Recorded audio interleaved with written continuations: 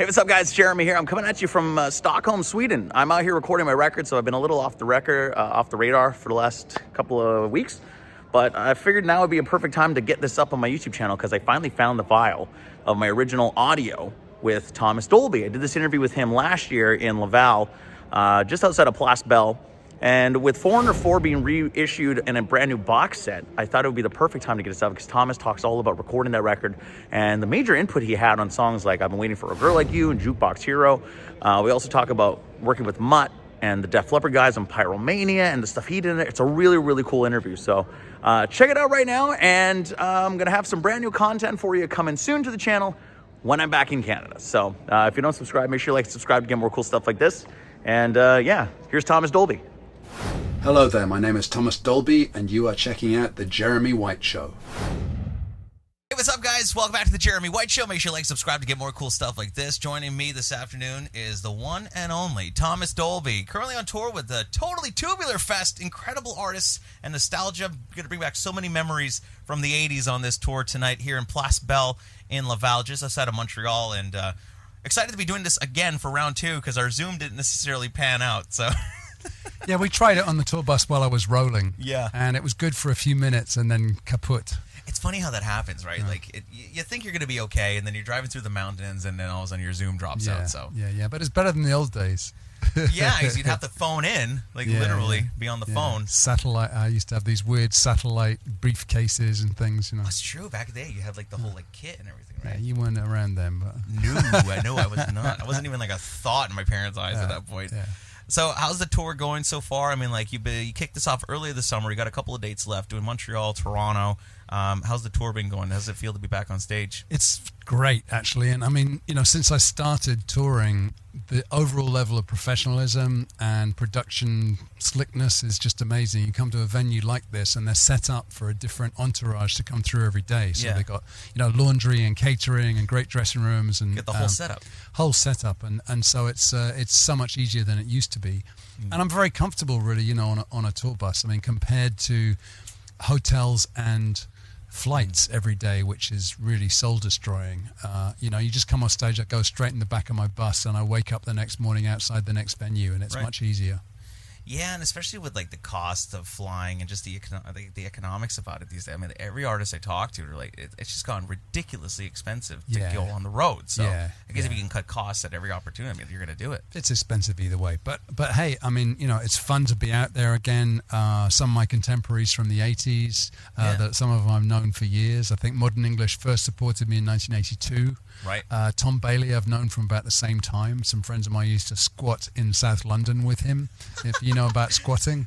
Well, I think we hear about it all the time still. But. Right. My friend Matthew Seligman was the bass player in the Thompson Twins originally, and I played on an album of theirs. And so we've crossed paths many times over the years. So it's like, you know, a lot of camaraderie out there. I mean, like, you've got history with everybody. It's like they're strangers and you have to try and get to know them. And also people get nicer as you get older in general, you know. It's like when we were young, we were bitches. Was it competitive back in the day? Oh, yeah. No, in England. Was it like fiercely competitive? It was, like you hated each other? You know, in England, it was all about Top of the Pops, right?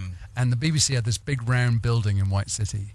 And if you got on Top of the Pops, you were going to have a hit the next week. And if you couldn't get on Top of the Pops, you would have no hit. It was that simple, you know, because like a third of the country or something watched. So it was that important. Yeah, it was that important. But you go to this building and you walk around this circle looking at the stars' names on the door, and it would sort of go Duran Duran, Spandau Ballet, Thomas Dolby. God forbid you come out and like turn towards Spandau Ballet because... You know, it's sort of like and then you end up going opposite ways around the circle and meeting up again. But no, it was very snooty in those days, and it was fueled by the music press, the enemy of the world. You know, people like that detested everything they heard except one band a year, some obscure indie band they would say were the best thing since sliced bread, you know. Wow. I guess it was kind of the same thing in America. I mean, with MTV, I mean, like, if you weren't getting the airplay, like, you weren't getting the exposure. Yeah, no, I mean, that was certainly true. And, you know, when Much Music started up here, you know, same deal, basically. You know, I mean, I had a #1 hit here, and that was really because of Much Music. You know, I got a lot of heavy rotation on She Blinded Me With Science. So, I mean, talk a little bit about that. I mean, like, how important was the music video back in the day? Because, like, once MTV Much Music, I mean, before that, the promotion was the radio, and all of a sudden you had this television. Yeah. Well, that was really a crest of the wave. I mean, I think, cable TV had just arrived in big cities in North America, and hip people were staying home on a Saturday night to watch MTV or Much Music instead of going out to clubs or So it was like concerts. appointment programming. You had to be there 9 o'clock on Saturday. Yeah, Watch your... and also the range of music available was more diverse than a lot of radio programming, in those days, which was very compartmentalized, sort of adult rock or R&B or whatever. Okay, yeah. And so you could watch MTV and see really different styles of music. You could see Madness followed by Bon Jovi.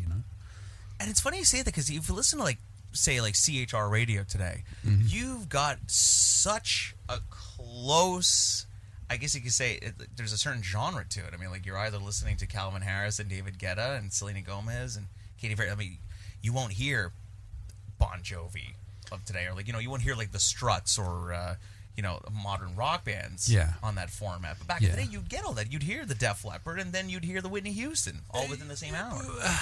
It's always been pretty pigeonholed, I'd say. But I'd say that there were sort of maverick radio stations, around North America who would really diversify like that. Yeah. And MTV had a lot to do with that, because if something was successful on MTV, people would phone in, to the stations and ask for that music. Yeah, and now requests are completely non-existent. Right. You're not even allowed. Music director, no, no requests. The phones are lighting up, remember that? Yeah, well, you know what, we'll still say it on the air, but they're actually not. They're not, yeah. And the all-request lunch hour, it's not really all requests. Okay. It's Be pretty caller selective. number 37, Yeah, well, that's still real. Caller number 9 when you're water park tickets, but, talk a little bit about the music. So I remember in our interview before we got cut off, we were going to talk a little bit about Mutt Lange, and we've had a lot of guests on the show. Everybody from Bryan Adams to Phil Collin, you name it. Rick Wills and Lou Graham have been on the show. Talk a little bit about your relationship and how you became friendly with him and how that all came about, because it's so fascinating. So Mutt was based in London in the early 80s, and he had a production/publishing company with 2 other compatriots from South Africa called Zomba. And Zomba was a little hit factory. They had their own studios, they had publishers, they represented engineers and producers. And I had sent them a cassette tape because I was looking for a publishing deal. And Mutt somehow got to hear this and really liked the keyboard playing. And he was on a break at the time before going back to New York to finish up Foreigner 4. Okay. And when he went back, his plan was to just do vocals and mix. But he wasn't happy with the keyboards that he had on the album. So he asked me if I would go to New York for a couple of days and just try some stuff out. So I was 19 or 20 or something. It's I'd never been in a proper studio before. Right. But I arrived in New York, and they tried me out, and they really liked what I was doing.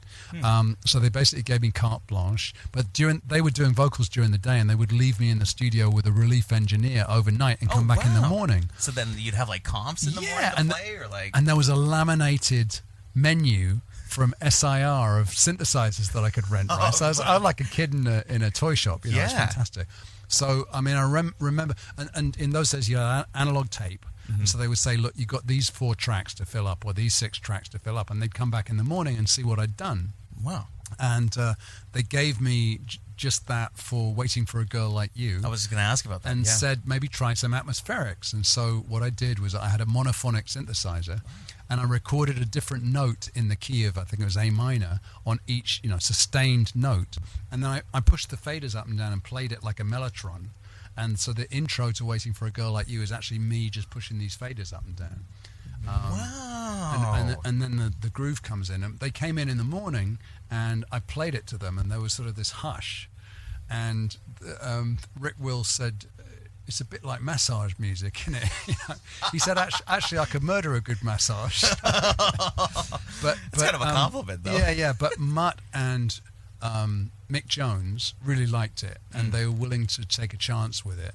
So, yeah, I mean, it became a massive radio hit, and still, to this day, I'll be in a Hertz rental car somewhere listening to sort of, the station that it's tuned to, and on will come my massage music. Do you want to turn that off? Yeah. It's funny because when we come back, all right. So Mick and Mutt, I mean, I remember I spoke to Mick Jones about this. I asked him, specifically about that record. Was there a lot of experimentation happening with the production of the album? And he was like, well, what do you mean?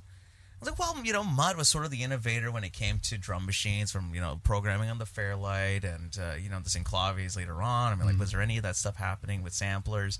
And he was like, oh, yeah.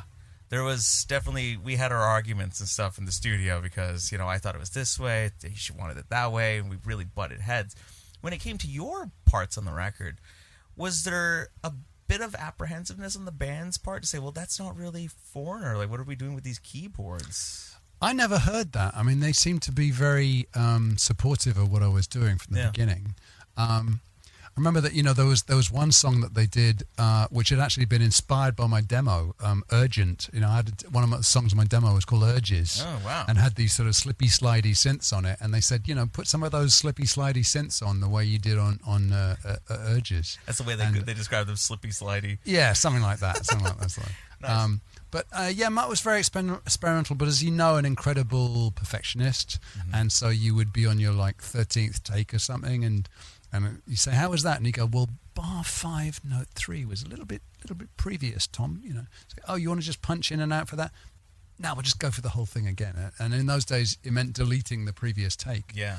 And this was a bit of an issue, actually, because Junior Walker came in to do a session, and the first take that he did, he ended up doing 20 takes of his sax solo. and I was sharing a hotel suite with Mutt, and he came back and he said, God damn it. He said, that first take he did, that was really the one. And I went over it. Oh. He said he never bettered that. Oh, man. That's incredible. Well, yeah, because now you just control Z or whatever and you bring it back. But wow. So all that stuff was just gone, even all the outtakes. Yeah. But, on the plus side in those days, it forced you to make decisions about things. Today you go, well, we'll just record everything, and sort it out later. And so you often end up with this sort of nest of vipers. Yeah.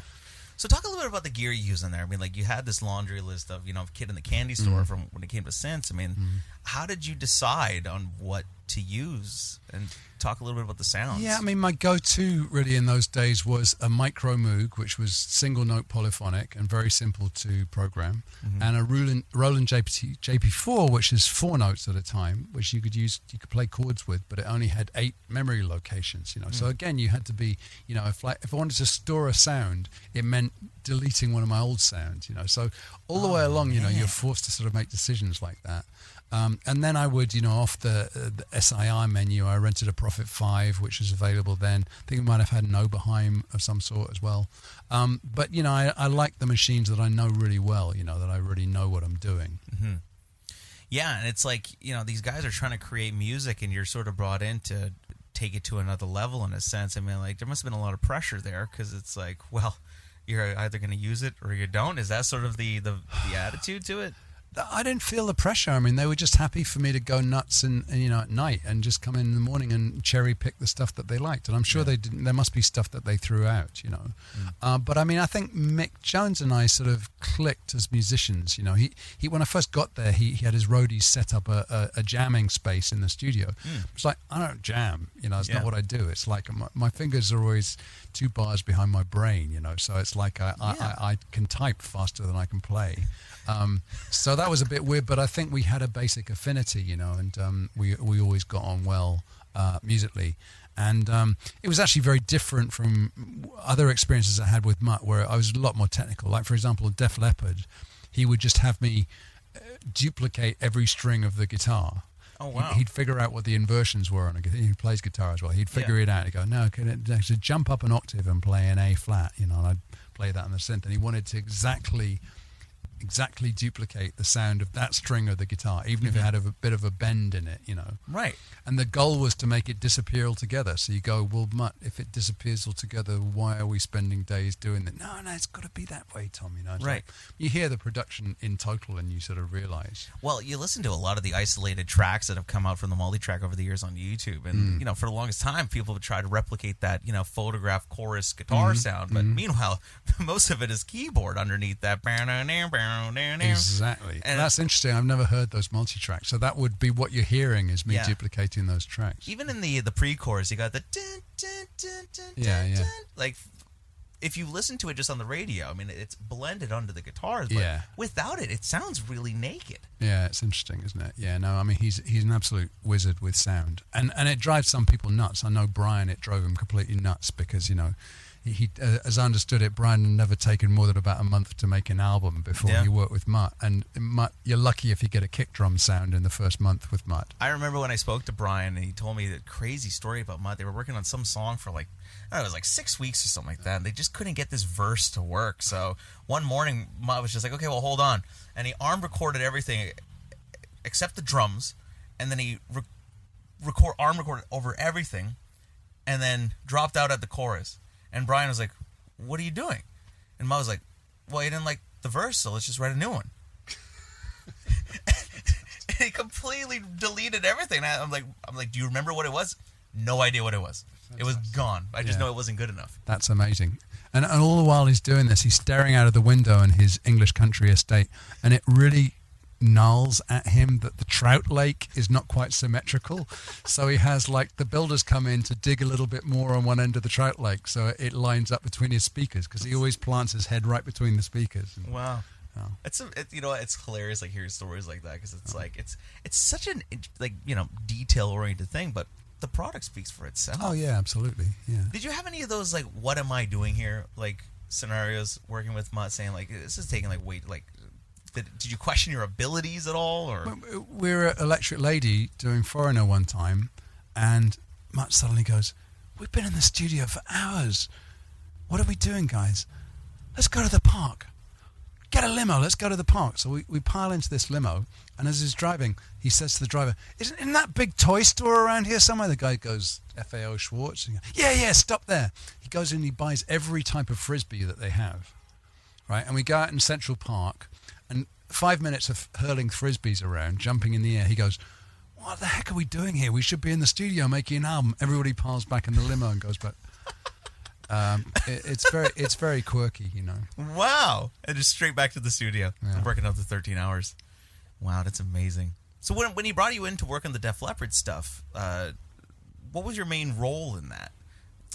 Yeah, I mean, a lot of it, as you said, I was sort of invisible, you know, I sort of felt like a technician. But I remember, I think it's Rock of Ages, there's a big sort of pompous intro beat or something going on, which I set up with the drums. And then, in fact, I had to go back. When they'd done the album, they were going to go on tour because they needed to make stems to use as an intro for their live show. Okay. And I had to replicate everything I'd done because they couldn't use the ones that were owned by the record company. They had to remake them. Really? Yeah. So once it's on, so the record company owns that. Yeah, they own that master recording, and they would have had to pay, you know, rights to the record company to use even though it's masters. their own music. Even though it's their own music, because the recordings would be owned by the label. Yeah. Wow. So you had to go in and replicate the record, essentially. Well, I mean, this is why, you know, Frank Sinatra onwards, people would recreate their early hits for another label, because the statutory ownership of the masters outlives the re-recording clause. So maybe after 10 years you're allowed to re-record it, but the label still owns the originals. Yeah, it's kind of like what Taylor Swift did, re-recording her. Yeah, I didn't really catalog. follow that. Yeah. But that's interesting. I mean, like, even if it's like a concert production, to take your stems and create like an intro or something, you'd have to pay your own label to do it. You know, precedents were different in those days. Like sampling, same thing. It's like early on, nobody really knew what it was, so it was like the Wild West. So you had to go in and replicate, like, you know, the Pyromania kicks and snares and yeah. And actually, there's an equivalent these days, which is that people, rappers and things, like want to take a loop from some old record, and they can't get the rights because of, you know, same thing we're talking about. And often there's like 7 different names, and you've got to go locate a guy who's like 93 years old, you know. So there are companies who just will take a loop and recreate that, you know, so using old mics and old compressors and things, and they find sound-alike vocalists and things like that and recreate the loops. Wow, that's I've never heard that before. Yeah, they still have to pay the publishing, you know, like on it, but the label still owns the recording, so they recreate the recordings. Yeah. So the label technically owns all the drum samples, like you know, on Pyromania. Yeah. So, you know, Kanye and people like that, you know, they use these companies all the time to avoid paying, you know, royalties to the original label. Damn. Okay. So you had to go in. So we're doing stuff like that. Was that a difficult task? I mean, like having to recreate this stuff? I don't think anything I did with Mutt was difficult per se, other than he was so finicky, you know. So like it'd be 3 a.m. and you're getting tired, and he keeps insisting on more takes, and you go, well, this is going to be diminishing returns here because I'm getting really tired, you know. And he would hear the most microscopic sort of, you know, problems with a take. But talk about like the technology at the time, because it's like you look at the samplers. I mean, everything from the Synclavier to the Fairlight, and you know, even the Lindrum and all these things. I mean, like, what were some of the limitations that you had when you were doing this stuff? Yeah, well, I mean, sampling originally, you know, the first Fairlight I had would only do less than a second for 8 voices total. So you had those, you couldn't play chords and stuff, you know, you had to be very economical with what you did. But I mean, that Fairlight was, you know, I mean, it cost me £82,000. And my first advance from EMI was £100,000. 82,000 went to my Fairlight, and the remaining 18,000 bought me a flat in central London. You know, it's like I really should have bought 5 or 6 flats in central London instead of that damn Fairlight, you know, because I mean, there's a Fairlight app now on my phone that is way more powerful than my Fairlight was then, and it's like $4.99 or something. That's insane, man. But at the time, I mean, like that was the Ferrari, right? Yeah, absolutely. No, I mean, it was, and then the other thing was there were only half a dozen people in the country that had them. You know, there was like Peter Gabriel and Kate Bush and Trevor Horn had one, Hans Zimmer had one, but and I had one. And so anytime you did something, you knew you were a pioneer because nobody else could come up with that combination. Right. And the opposite is true now because the stuff is so cheap and so ubiquitous that you can be darn sure that if you settle on a particular combination of sounds, somewhere somebody in the world has come up with that same exact combination and is going to be on you know, Spotify next week. No, for sure. Wow, it's crazy to think about that, though, because it's like, fuck, you look at technology, how it's coming to, like, everybody's a producer on their laptop. Yeah. Not just a garage band, but, like, wow. Yeah, so in some ways it was good when it was rarefied. In some ways it was bad because I know a lot of very talented people that never really made it, you know, onto the plateau. You know, it's like if you didn't have a record company, it didn't matter what you did. Nobody was ever going to hear it, you know. So a handful of us were lucky enough to get deals, and we were what was on offer in the record stores every week. And that was your, as a consumer, that was your choice. Wow.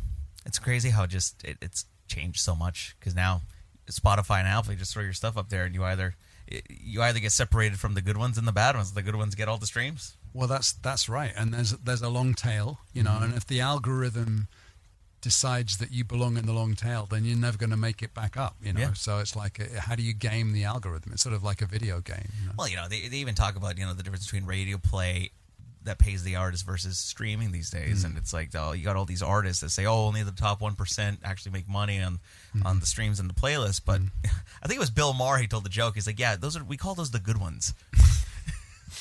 That's not entirely fair, though, you know, because I mean, there's some obscure stuff which is really good, and also that top 1% is not all that great, you know. It's gotten pretty rough.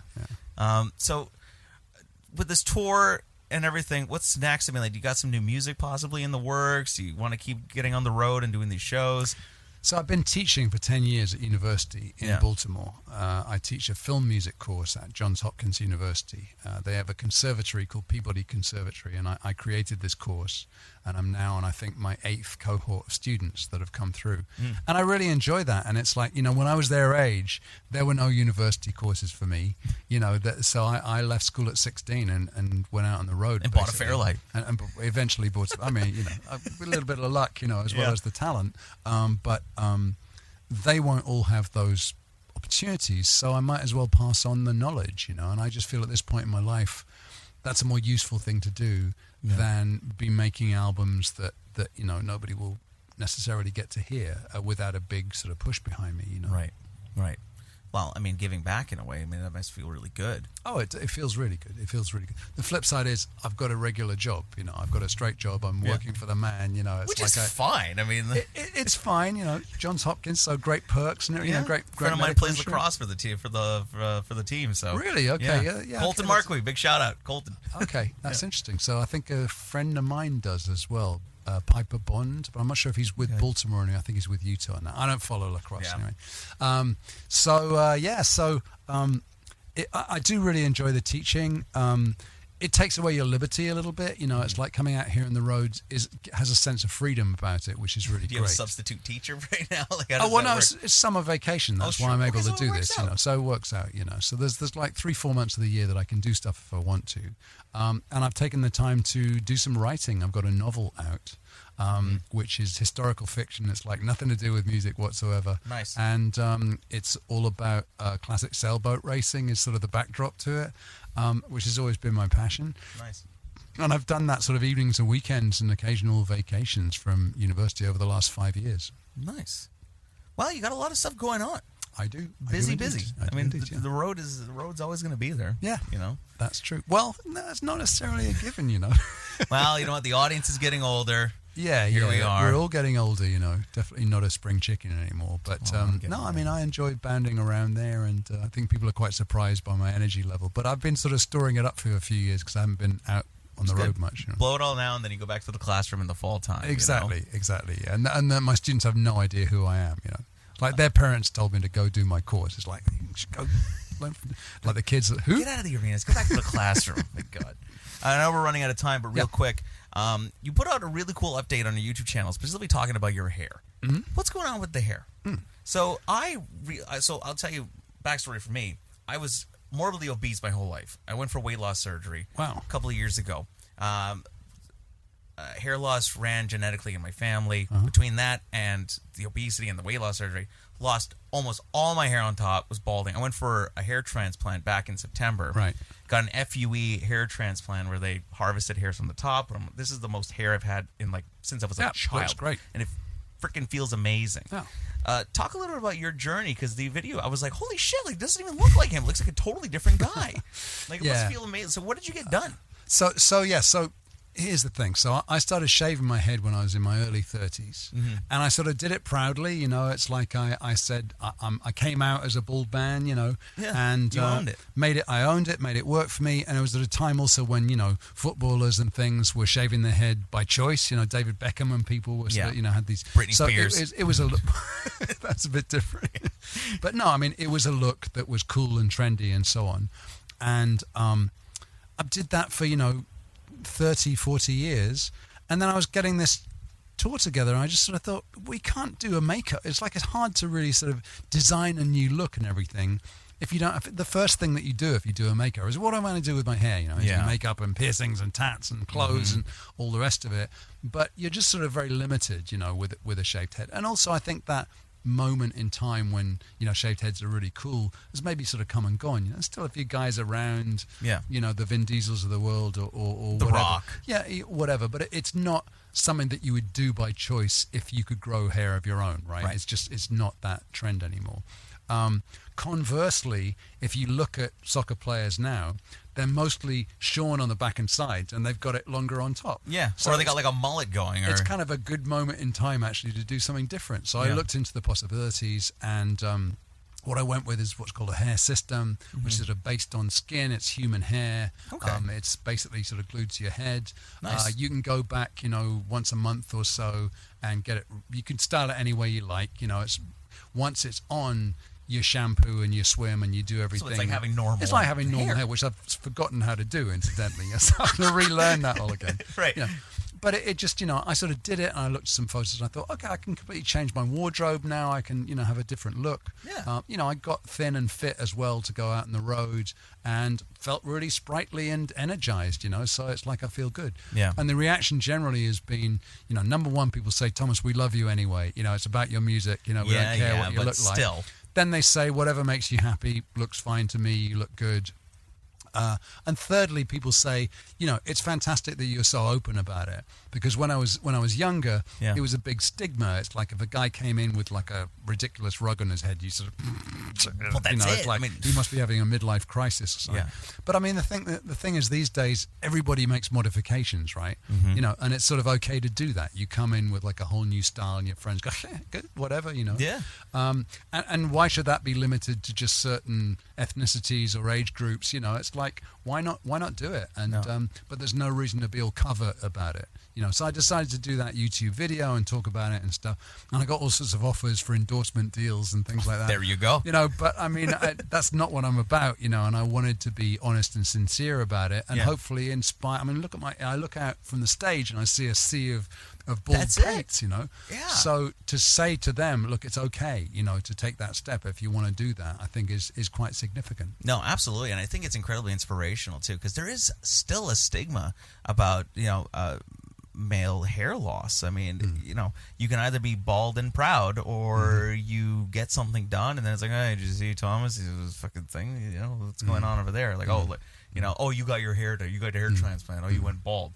There's still a portion of people that do that. But now in this day and age, it's like, no, I think it's kind of cool with it. I think it's definitely, on the wane. And it, it'll take time to really filter into the culture, but I think in the older generation there's probably more stigma still attached to it than young people are just like whatever it's like it's even people with me like I haven't seen in a good minute that you see me like whoa, what happened to your hair? Like, man, like she's like got a good look going. I'm like, thanks. I paid enough for it. Right.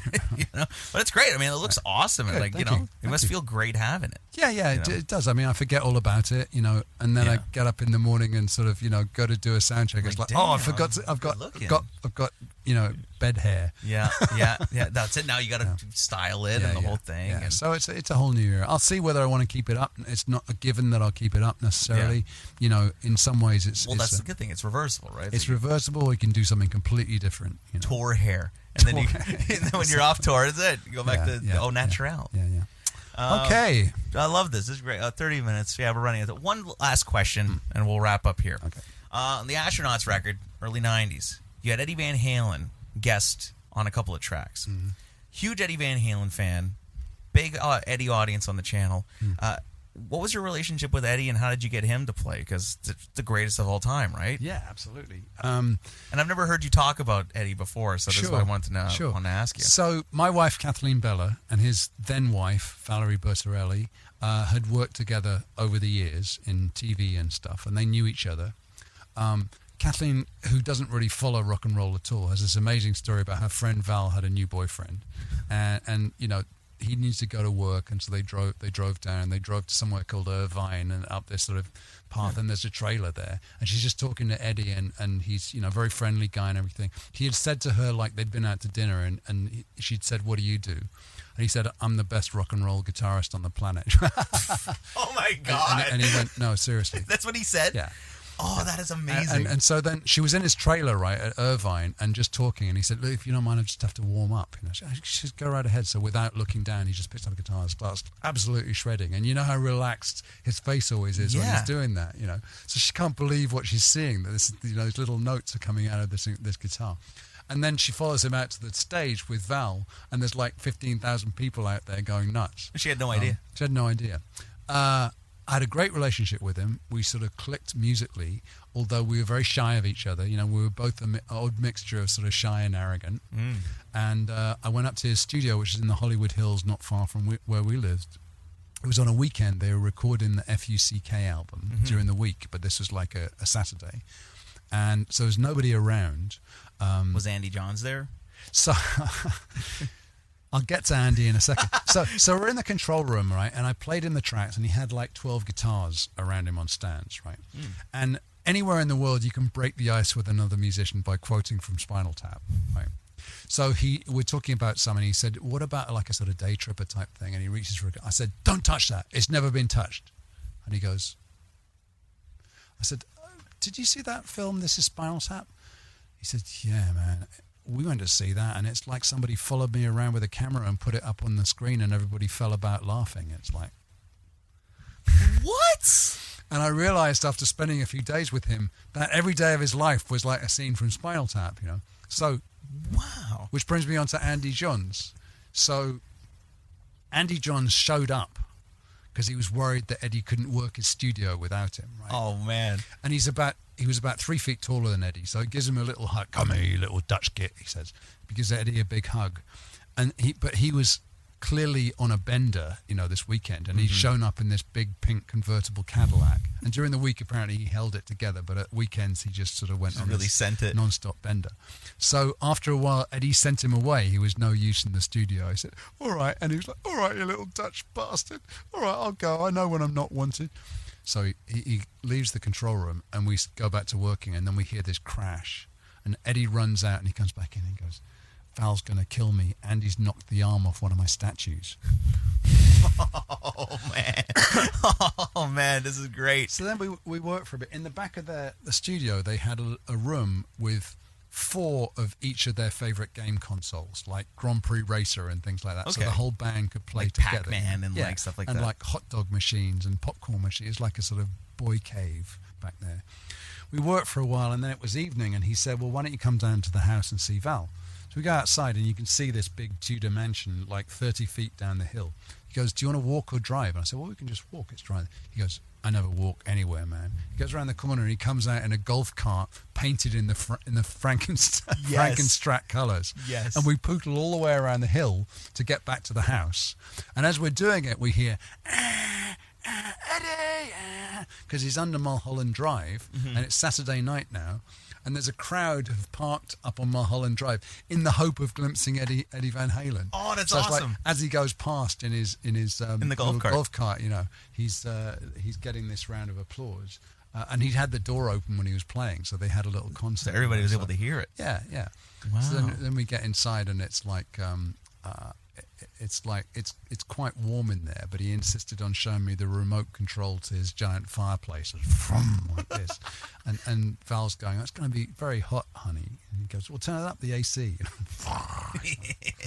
You get the AC blasting with the fireplace. So it's like every episode of his life was sort of like that, and so I can see why Spinal Tap would not be very droll, if that's your life. Wow, Eddie Van Halen did not like Spinal Tap. That's awesome.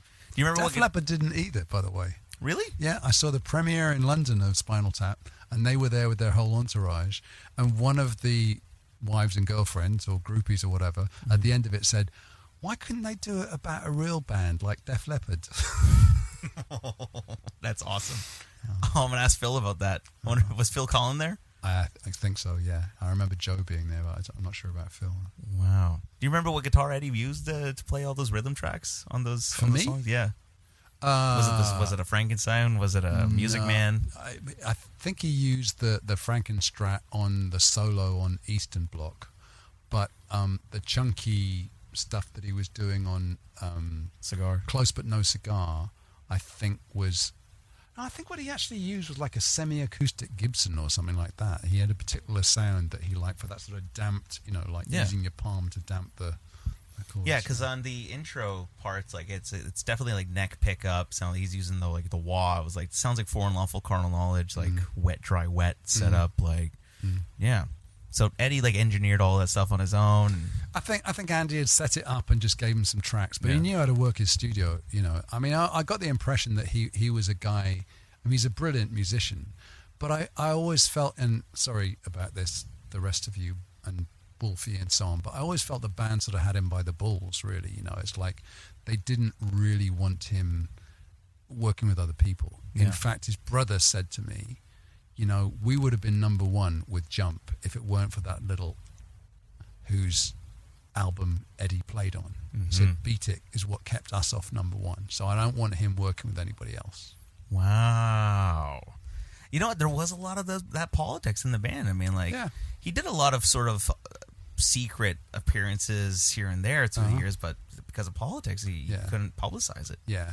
Well, I mean, he would have done, he could have done an awesome solo record or whatever, but I think that it was too scary to them, the idea that he would just be elevated, to that point. And I think, oddly enough, when David Lee Roth was in the band, who had sort of very, visible cue, it balanced it out a little bit. Although, obviously they had the tensions and things, but it stopped it from being, like, let's say a Talking Heads situation where they only want to really interview one of the four, and they only really want to put one of them on the front cover, and just inevitably you get this sort of stellar thing, and that upsets the balance in the band. Right. Yeah, and we've kind of seen that over the years. I mean, once Dave was out and Sammy came in, it's like they acted more like a band than anything. But still, it's like it was still the band. It was never Eddie Van Halen. I mean, the stuff he did with Brian May, and like he did a couple of things. I mean, like that track he did with Michael Landau, just oh man, good stuff. But we could have got so much more. Do you have any of those outtakes saved? Do you have any like other Eddie stuff in the vaults or? I don't think so. I don't have vaults, I'm not like Prince or somebody. Like 4 or 5 albums and nothing in the vaults. He's got 39 and a vault of another. It's because you tracked over all of it. That's why. Yeah. Well, Thomas Dolby, this was fantastic. Great chatting with you. Totally Tubular Fest happening, of course. Make sure you go and check it out. Tour date's happening now until the end of the summer, and go and check it out. Thank you so much for chatting. All right, thank you. The Jeremy White Show. The Jeremy White Show.